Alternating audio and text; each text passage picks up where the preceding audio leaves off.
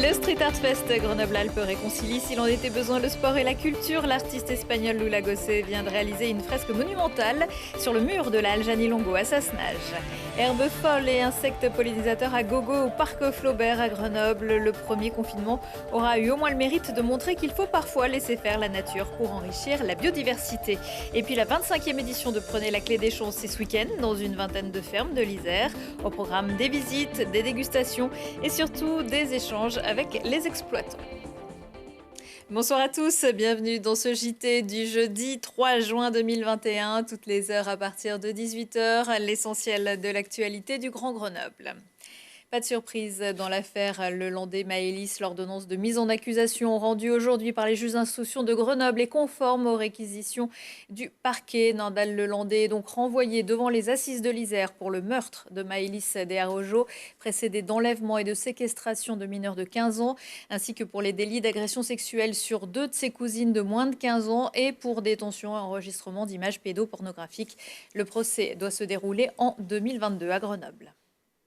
Hasard ou coïncidence, c'est dans le chef-lieu du canton, pour l'instant détenu par le socialiste André Valigny, Tullin-Fur, que le républicain Jean-Pierre Barbier, président sortant, avait choisi mercredi de présenter ses colistiers pour les élections départementales des 20 et 27 juin.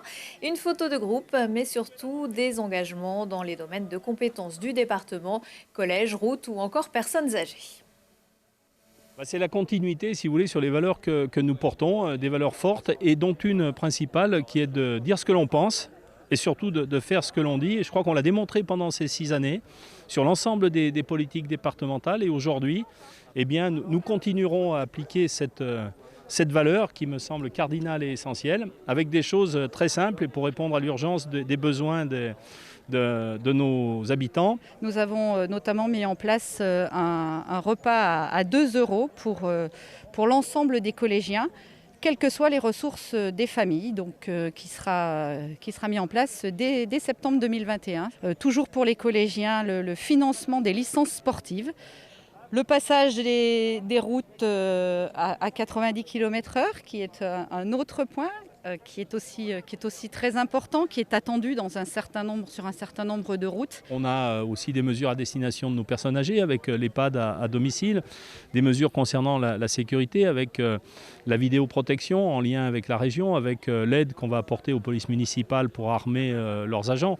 Enfin, bref, si vous voulez, on a voulu, sur les 10 engagements des 100 premiers jours, aller sur l'ensemble des domaines de compétences du département. Et ensuite, on a 40 propositions qui vont s'articuler. Mais vous savez, on va être élu pour 7 ans. Et en 7 ans, les politiques doivent s'adapter. Le Street Art Fest Grenoble-Alpes élargit son horizon après Grenoble, Fontaine, Saint-Martin-d'Air et Pont-de-Clé. L'événement de culture urbaine qui se déroule dans la métropole jusqu'au 4 juillet veut aussi donner des couleurs à Hébin, La Tronche, Champs-sur-Drac et Sassenage. L'artiste Lula Gossé, originaire de Galice en Espagne, vient de terminer sa fresque sur le mur de la halle Janilongo. L'ayant veillé a attendu qu'elle descende de son échafaudage pour aller lui poser quelques questions.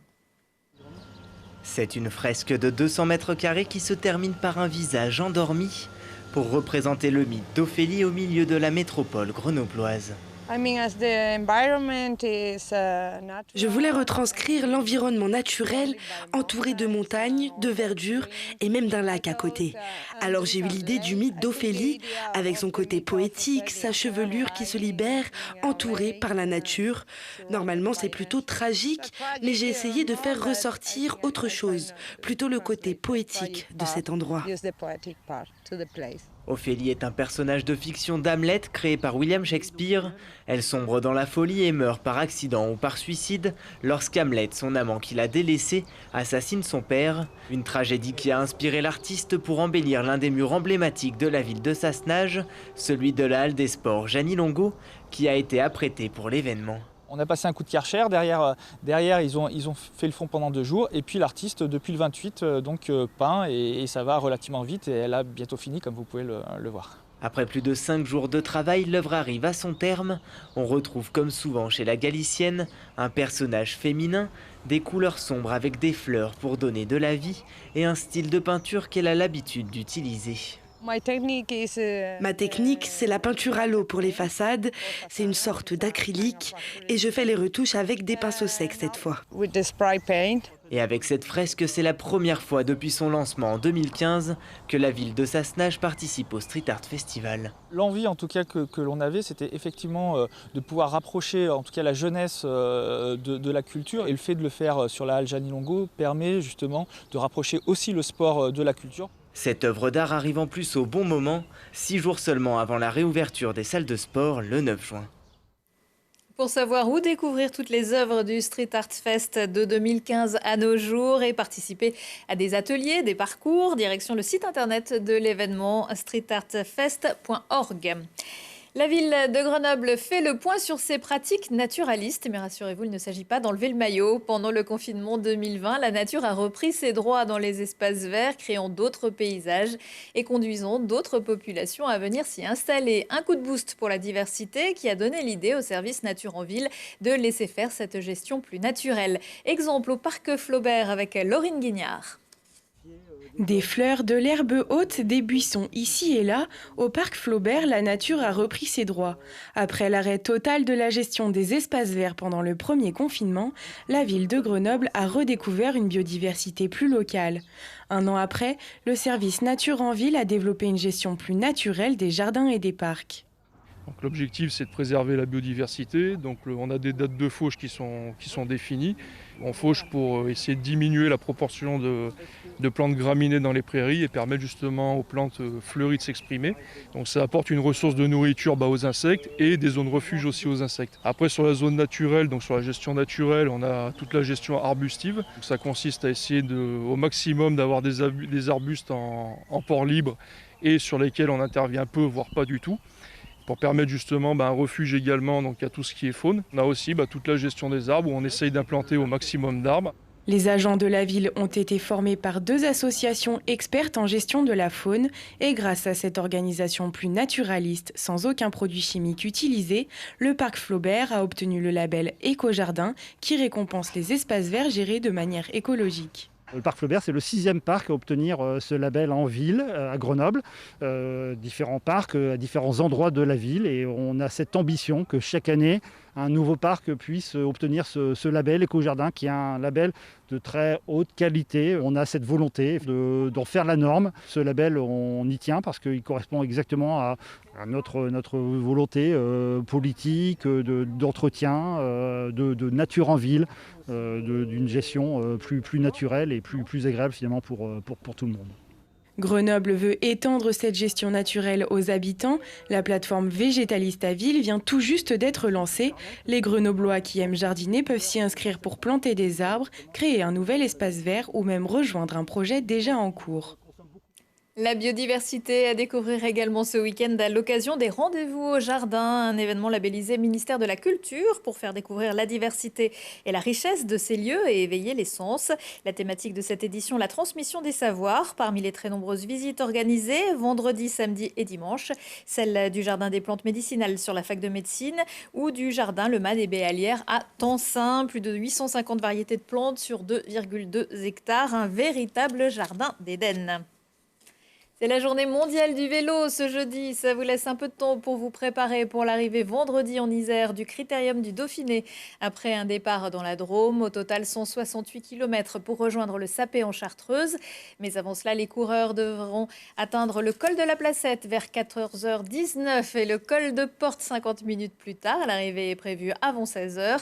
Les cyclistes auront certainement encore dans les mollets les 5 côtes de ce jeudi. C'est Geraint Thomas qui l'a emporté aujourd'hui. Le maillot jaune est sur les épaules de l'Autrichien Lukas Postberger.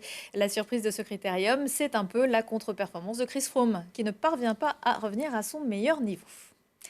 Prenez la clé des champs. L'opération organisée par les chambres d'agriculture de l'Isère et celle des Savoies se déroule ce week-end les 5 et 6 juin. C'est la 25e édition. J'ai à mes côtés Sonia Coin. Bonsoir. Bonsoir. Vous êtes chef de projet à la chambre d'agriculture de l'Isère pour Prenez la clé des champs.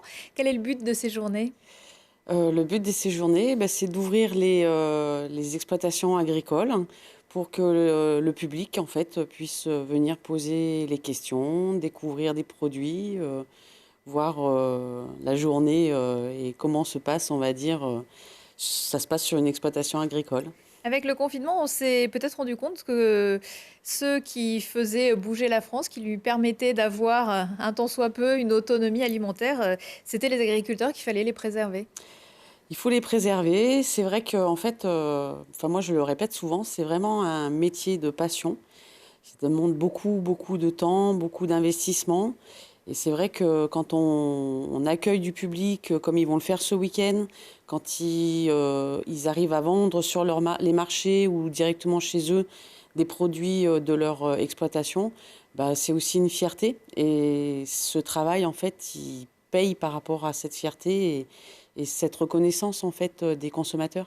On voit que les gens sont demandeurs, hein, les magasins de producteurs, les circuits courts, ça marche très fort. Bah, ça marche très fort parce que les gens ont pris conscience en fait qu'à côté de chez eux, il y avait de très bons produits, des hommes et des femmes qui travaillent la terre, la nature de manière responsable et qui font voilà, des produits de qualité, quoi, en fait. Des fois, il n'y a pas besoin d'aller très loin et à côté de chez soi, il y a pas mal de choses. Ouais, et un événement comme celui-ci, ça permet justement de se rendre compte de cela. Voilà, et puis bah, du coup, ça permet à des personnes d'aller visiter. Là, on voit un peu La spiruline même. voilà, enfin Des tas de choses. des cultures, enfin des productions qui sont pas forcément communs, quoi, en fait, hein, communes plutôt. Voilà, alors c'est sûr, on aura toujours Il y a une grande diversité en Isère. les petites chèvres, Voilà, les c'est petits ça. agneaux. Combien Et d'exploitations participent? là, on a à peu près une bonne trentaine d'exploitations là sur l'Isère, avec des fermes qui accueillent également d'autres fermes ou des artisans. Voilà, répartis à peu près, on va dire, en 6 circuits. C'est des circuits qui sont sur les territoires? Des circuits en fonction des territoires, voilà, en fonction des répartitions des fermes. Donc on peut aller visiter une ferme ou deux, ou voilà, après ça dépend le temps qu'on veut passer sur chaque ferme. L'idée c'est aussi de découvrir, quoi, en fait, hein. Donc on y va aussi soit en fonction de l'endroit où on veut aller, soit en fonction des productions qu'on veut explorer, voilà. Et est-ce que les conditions de visite ont été modifiées?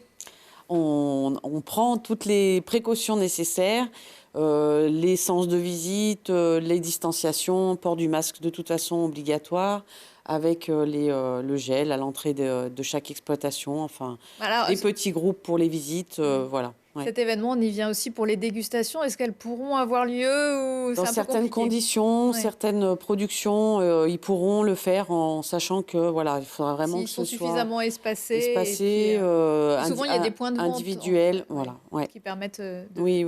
On a de repartir des points de avec quelque dégustation, ça fait partie du cahier des charges en règle générale.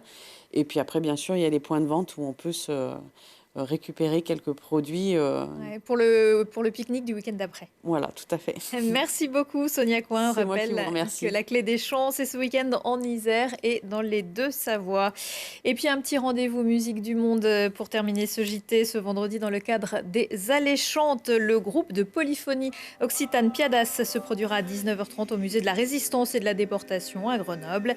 Le spectacle sur les pas des géants est inspiré des musiques populaires de Méditerranée. C'est gratuit, mais toujours sur inscription évidemment. Prochain rendez-vous avec l'actu dans 1 heure et en replay sur télégrenoble.net. Excellente soirée à tous.